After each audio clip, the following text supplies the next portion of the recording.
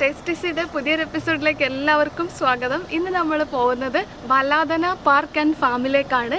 ഇവിടുത്തെ ഖത്തറിലെ മുഴുവനായിട്ടുള്ള പാൽ ഉൽപ്പാദനം നടത്തുന്ന പശു ഫാമാണ് അവിടെ ഉള്ളത്. അതുകൂടാതെ ഒരു പാർക്ക് ഉണ്ട്.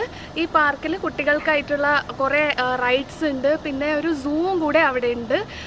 കുറച്ച് നല്ല ആനിമൽസ് ഒക്കെ ഉണ്ട്. അപ്പോൾ നമ്മൾ ഇതുവരെ അവിടെ പോയിട്ടില്ല. ഇതിനെക്കുറിച്ച് കേട്ടറിവ് മാത്രമേ ഉള്ളൂ. അപ്പോൾ നമുക്ക് എല്ലാവർക്കും അവിടെ പോയിട്ട് അവിടുത്തെ വിശേഷങ്ങളൊക്കെ കാണാം.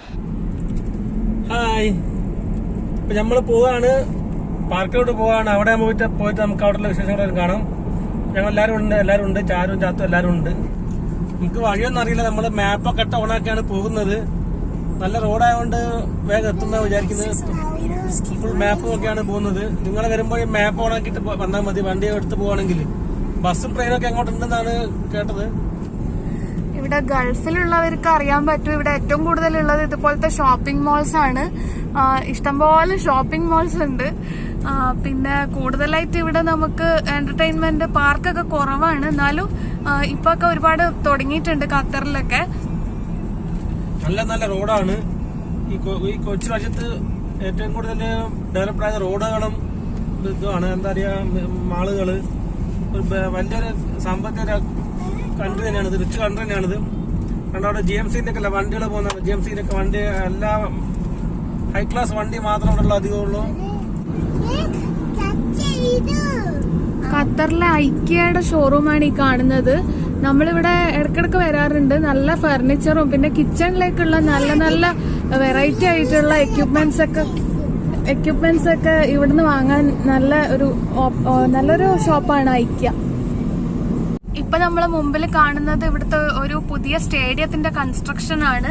2022 ഫിഫ വേൾഡ് കപ്പിന് വേണ്ടിയിട്ട് ഇവിടെ ഒരുപാട് സ്റ്റേഡിയംസ് ഇങ്ങനെ ഉണ്ടാക്കുന്നുണ്ട്. അതിലൊന്നാണിത്.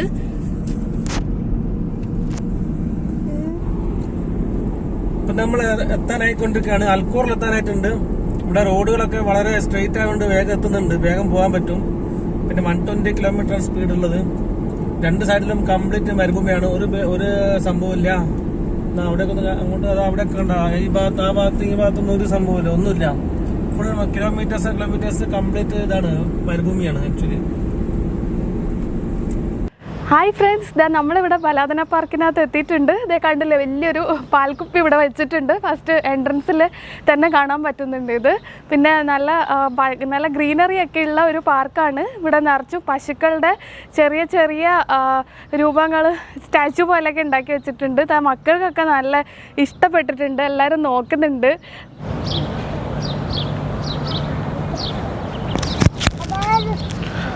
ഇതവിടെ ഇഷ്ടംപോലെ കുട്ടി കുട്ടി പശുക്കളുണ്ട്. പശുക്കളുടെ സ്റ്റാച്ചു വെച്ചിട്ടുണ്ട്. ബലാദന പാർക്ക് നമ്മൾ കാണുന്നുണ്ട്. ഇതാ നല്ലൊരു ഇൻട്രസ്റ്റിംഗ് അറ്റ്മോസ്ഫിയർ ഇവിടെ സെറ്റാക്കി വെച്ചിട്ടുണ്ട്. ഇവിടെ വിസിറ്റേഴ്സ് വളരെ കുറവാണ്. കാരണം കൊറോണ ആയതുകൊണ്ട് മാത്രം, വർക്കിംഗ് ഡേ ആയതുകൊണ്ട് ആൾക്കാർ വളരെ കുറച്ച് മാത്രമേ ഉള്ളൂ.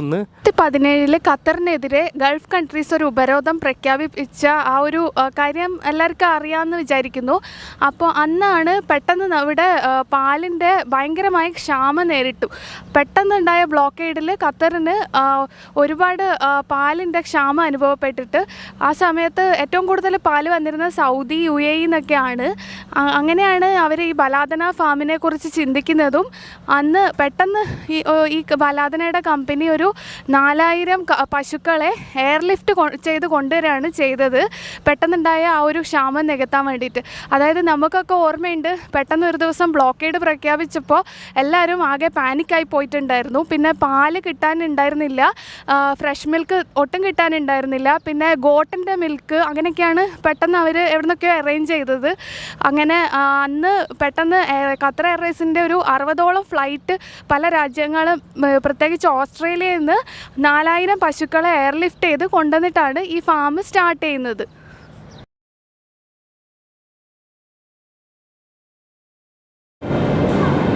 ഇപ്പം നമ്മൾ ഇതിൻ്റെ പാർക്കിലെ വിസിറ്റേഴ്സ് ഹാൾ എന്ന് പറയുന്ന സ്ഥലത്തേക്ക് ഉള്ളിലേക്ക് കയറിയിരിക്കുകയാണ്.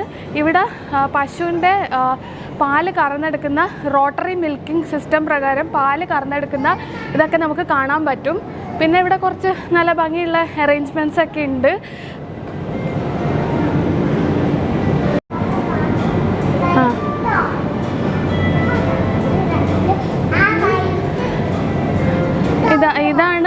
പശുക്കളെ പാല് കറന്നെടുക്കുന്ന ഒരു പ്രത്യേക രീതിയാണിത്. ഇതിന് റോട്ടറി മിൽക്കിംഗ് സിസ്റ്റം എന്നാണ് പറയുക. കുട്ടികളുടെ ഒരു മെറിഗോ റൗണ്ടിനോട് ആയിട്ടുള്ള ഒരു സംവിധാനമാണ്. ഒരു മണിക്കൂറിനുള്ളിൽ തന്നെ ഒരുപാട് പശുക്കളെ കറന്നെടുക്കാൻ വേണ്ടിയിട്ട് ഉണ്ടാക്കിയ ഒരു സ്പെഷ്യൽ മെത്തേഡാണ്. പശുക്കളെ ഇങ്ങനെ വട്ടത്തിൽ ഒരു റൗണ്ടായിട്ട് ഇങ്ങനെ നിർത്തും. എന്നിട്ട് അവിടെ ഒരു മെഷീൻ ഓട്ടോമാറ്റിക്കലി എടുപ്പിച്ചിട്ടുണ്ടാവും. എന്നിട്ട് ഒരു റൗണ്ട് കഴിയുമ്പോൾ ഓരോ പശുവിൻ്റെയും കറന്നതിന് ശേഷം ഓട്ടോമാറ്റിക്കലി ആ മെഷീന് വിട്ടു വരുന്നതാണ്. എന്നിട്ട് പശുക്കൾക്ക് തിരിച്ച് അവരെ ഫാമിലേക്ക് പോകുന്നതാണ് അവിടെ കാണുന്നത്. ഇപ്പോൾ നമ്മളിപ്പോൾ ഇവിടെ പാർക്കിൻ്റെ അകത്ത് ഒരുപാട് ഐറ്റംസ് ഉണ്ട്. ഇത് കിണറിൻ്റെ രൂപത്തിലൊരു സംഭവം സെറ്റ് ചെയ്തിട്ടുണ്ട്. നമ്മൾ നാട്ടിൽ വെള്ളം കോരുന്ന രീതിയിൽ പണ്ടത്തെ വെള്ളം കോരുന്ന മാതൃകയിൽ ഇങ്ങനെ സെറ്റ് ചെയ്തിട്ടുണ്ട്. ഇവിടെ ഒരുപാട് കണ്ടോ ഈ പശുക്കളൊക്കെ വെച്ചതിൻ്റെ ഉള്ള പശുക്കളുടെ പണ്ടത്തെ ഫോട്ടോ ആണ്, വന്നപ്പോൾ ഉള്ള ഫോട്ടോ ആണിത്.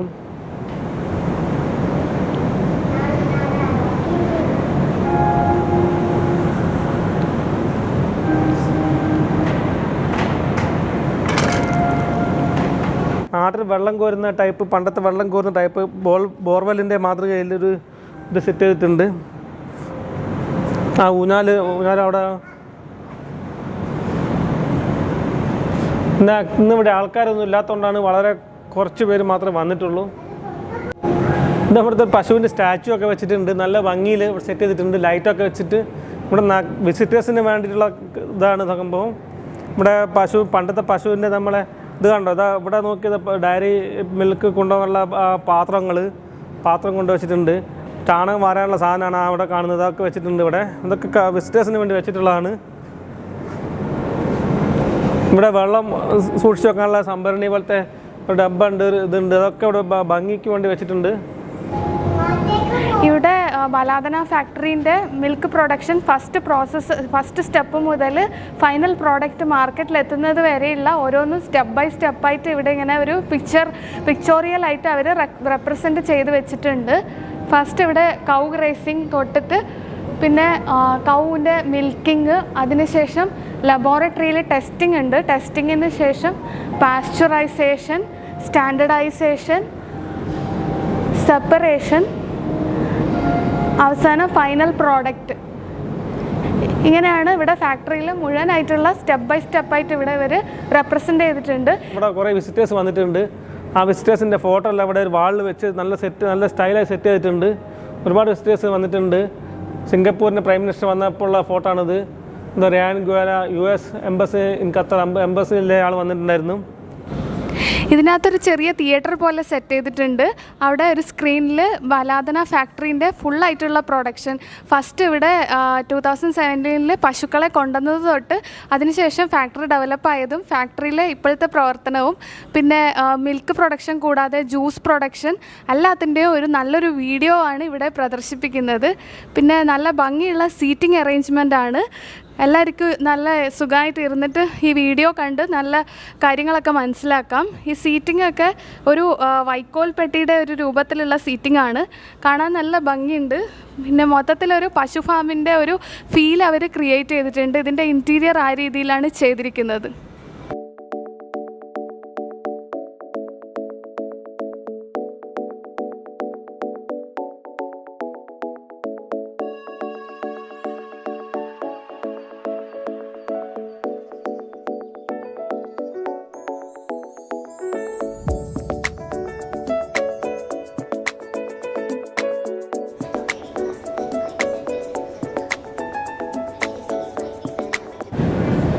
ഇവിടെ നമ്മൾ മിൽക്ക് പ്രോഡക്ട്സിൻ്റെ ബലാദനയുടെ പ്രോഡക്ട്സിൻ്റെ ഒരു ബോട്ടിൽസിൻ്റെയൊക്കെ ഒരു സാമ്പിൾസ് വെച്ചിട്ടുണ്ട്. ഖത്തറിലുള്ളവരൊക്കെ ഇത് കണ്ട് പരിചയം ഉണ്ടാവും.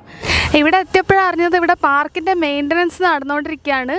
അതുകൊണ്ട് പാർക്കിൻ്റെ ആക്ടിവിറ്റീസൊക്കെ ക്ലോസ്ഡ് ആണ്. പിന്നെ ഇവിടെയുള്ള കുറച്ച് ആനിമൽസൊക്കെ ഇവിടെ ഉണ്ട്.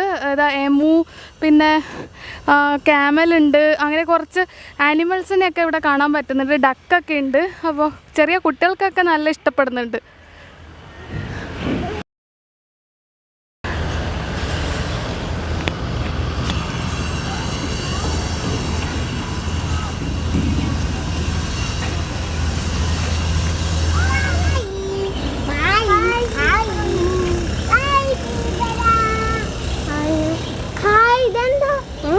വാ കാണിച്ചു തരാം. വാ ഇതാ ഇതാ ഇതാ റാബിറ്റ് റാബിറ്റ്. ഓ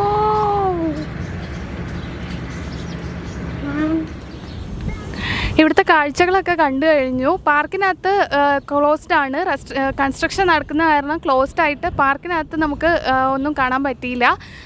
ബാക്കിയുള്ള വിസിറ്റേഴ്സ് ഹാളിൽ അതൊക്കെ കണ്ടിട്ടുണ്ട്. അപ്പോൾ ഈ വീഡിയോ നിങ്ങൾക്ക് ഇഷ്ടമായി എന്ന് കരുതുന്നു. ഇഷ്ടമായിട്ടുണ്ടെങ്കിൽ തീർച്ചയായും സബ്സ്ക്രൈബ് ചെയ്ത് സപ്പോർട്ട് ചെയ്യണേ. അടുത്ത വീഡിയോയിൽ കാണുന്നത് വരെ ബൈ.